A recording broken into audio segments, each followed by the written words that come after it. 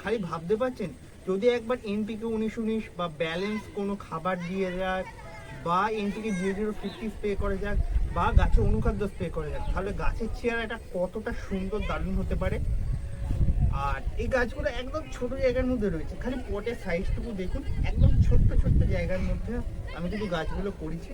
খুব একটা বড় জায়গা নিলে, বড় জায়গা দিলে এই গাছ কিন্তু বিশাল বড় চেহারা ধারণ করে। নমস্কার বন্ধুরা, আজকে আমাদের ভিডিওর মূল আলোচনার বিষয় হচ্ছে এই করবী ফুলের গাছকে নিয়ে।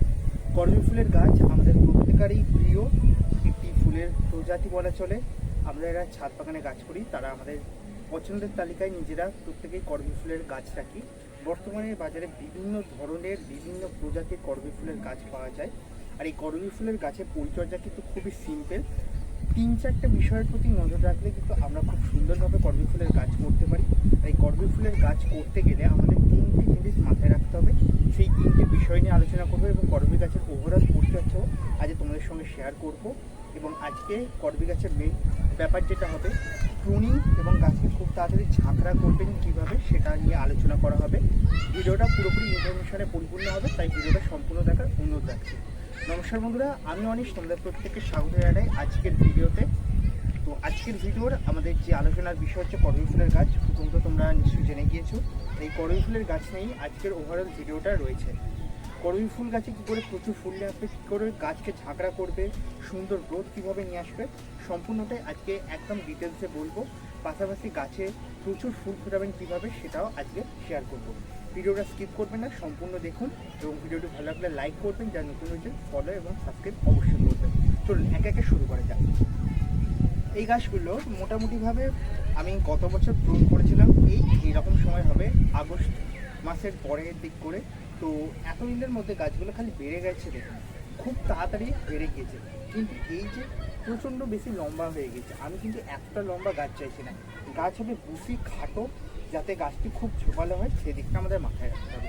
এর জন্য প্রথমে যেটা আমাদের করতে হবে, প্রুন করতে হবে গাছকে। আমি প্রুন করছি, দেখুন এই নিচে থেকে একদম আমি প্রুন করে দেবো। এর জন্য মানে খুব ধারযুক্ত কাটারের দরকার পড়বে, তবুও আমার কাটারটা হালকা ধার কমে গিয়েছে। এই দেখুন এইরকমভাবে প্রুনগুলো করবে।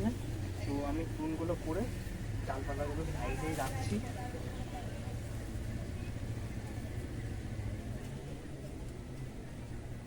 প্রচণ্ড মানে বড় হয়ে গেছে, এইরকম বড় সাইজের গাছ ঝাঁকড়া করতে পারলেই তবেই কিন্তু আমরা বেশি পরিমাণে ফুল পাবো, নাহলে কিন্তু আমরা গাছ থেকে বেশি পরিমাণে ফুল পাবো না। আর এইরকম সরু ডাল থাকলে অবশ্যই কেটে বাদ দেবেন, কারণ এই ডালেতে ফুল আসার চান্স খুব কম থাকে।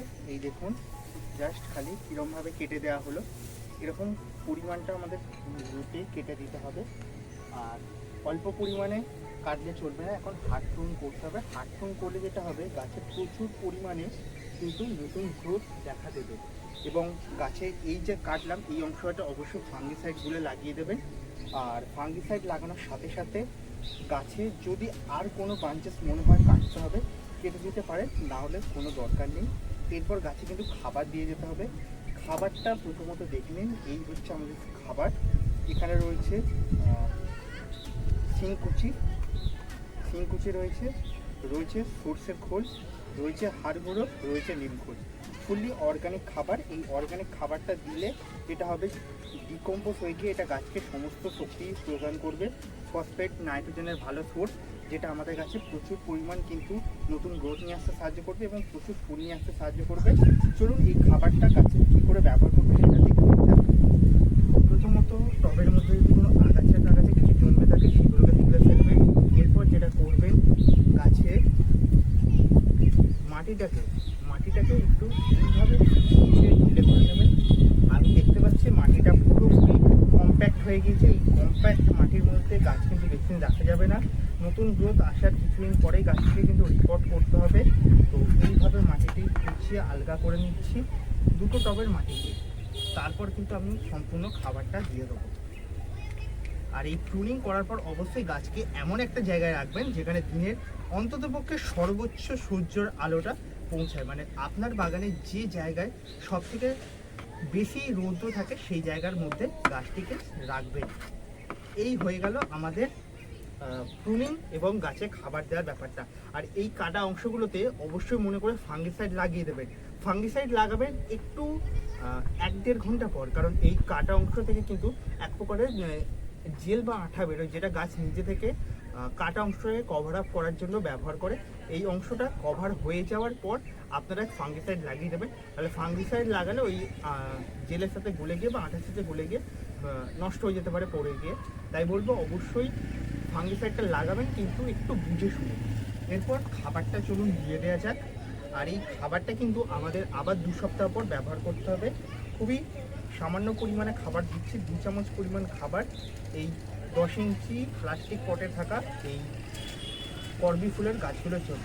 বর্তমানে কিন্তু প্রচুর প্রজাতির করবি ফুল পাওয়া যাচ্ছে, হাইব্রিড ভ্যারাইটি, বিশ্ব প্রজাতি, সমস্ত কিছুই কিন্তু রয়েছে। আপনারা কিন্তু এই করবি ফুলের গাছ কিন্তু রাখতেই পারেন নিজেদের পছন্দের তালিকায়।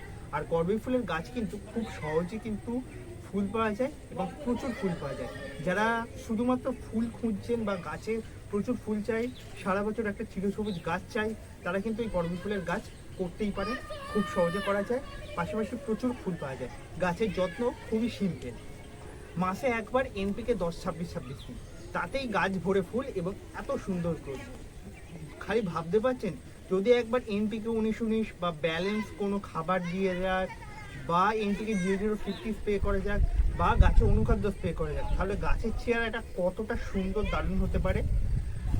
আর এই গাছগুলো একদম ছোট জায়গার মধ্যে রয়েছে, খালি পটের সাইজটুকু দেখুন, একদম ছোট্ট ছোট্ট জায়গার মধ্যে আমি কিন্তু গাছগুলো করেছি। খুব একটা বড় জায়গা দিই, বড় জায়গা দিলে এই গাছ কিন্তু বিশাল বড় চেহারা ধারণ করে। আর আমরা প্রত্যেকেই দেখেছি হাইওয়ের ধারে এবং বিভিন্ন জায়গায়, মাঠে বা পার্কের মধ্যে এই গাছ থাকে, প্রচুর বড় হয়ে যায়। আমরা কিন্তু ছাদ বাগানের মধ্যে ওই রকম বড় কিন্তু করতে পারি না, আমাদের একটু বুঝে শুনে করতে হয়। তার জন্যই কিন্তু এইভাবে করা। আর এই প্রুনিংটা যত করবেন, এই যে নিচের যে অংশগুলো রয়েছে না, এখান থেকে প্রচুর পরিমাণে ব্রাঞ্চেস বেরোবে। আর এই যখন এই ব্রাঞ্চেসগুলো বেরোবে, গাছ কিন্তু খুব তাড়াতাড়ি ঝোপালো হবে, স্প্রেড করবে। গাছ যত স্প্রেড করবে, গাছে তত নতুন ডালপালা আসবে। আর নতুন ডালপালা মানেই তো করবি গাছে ফুল, এটা কিন্তু মাথায় রাখতে হবে। আর এই গাছে কিন্তু ফুল নিয়ে আসার এটাই কিন্তু সিক্রেট টিপস। যাদের কাছে ফুল আসছে না, তারা অবিলম্বে প্রুনিং করুন, দেখবেন কিছুদিনের মধ্যে ফুল জোড়া আসবে। তো বন্ধুরা, আজকের ভিডিওটি কেমন লাগলো কমেন্ট অবশ্যই জানাও। একদম তোমাদের হাতে ধরে দেখিয়ে দিলাম, অনেকেই জানতে চাইছিলেন করবি গাছের কী পরিচর্যা নিতে হবে এই সময়। তো প্রুনিং করুন এবং যে সমস্ত অবাঞ্ছিত ডালপালা রয়েছে সেগুলো ছেটে দিন। এবং চাইলে এখন রিপোর্ট করতে পারেন। আমার কাছে যেহেতু এখন কম্পোস্ট সার এবং মাটি একটু শর্টেজ রয়েছে, আমি রিপোর্টিংটা করলাম না। রিপোর্টিং আমি মোটামুটিভাবে 15-20 দিন পর করবো, একটু ওয়েদারটাও ভালো হয়ে যাবে ততদিনের মধ্যে, তখন রিপোর্টিং করবো, নিশ্চয়ই শেয়ার করব। এবং এই খাবারটা আবার কিন্তু 20 দিন পর দিতে হবে। যারা এখন রিপোর্টিং করে বসাবেন, মাটির সঙ্গে মিক্স করে খাবারটা দিয়ে দিন। এবং 20 দিন পর আবার আমি রিপিট করবো এই খাবারটা যখন রিপোর্টিং করব, তাহলে কিন্তু গাছ ওভারঅল খুব সুন্দর হয়ে যাবে। তো এই ছিল আজকের ভিডিওটি ভালো লাগলে লাইক করবেন, শেয়ার করবেন, যারা নতুন নতুন ফলো করুন। আর আশা করবো ভিডিওটি আপনাদের কোনো না কোনো উপকারে লাগবে। ভিডিওটি উপকারে লাগলেও কমেন্টে জানান। আর আপনাদের কোনো যদি বিষয় বুঝতে অসুবিধা হয়, তাও কমেন্ট করুন। ধন্যবাদ জানাই সকল দর্শক বন্ধুদের। দেখা হচ্ছে খুব তাড়াতাড়ি আর নতুন করে ভিডিও নিয়ে।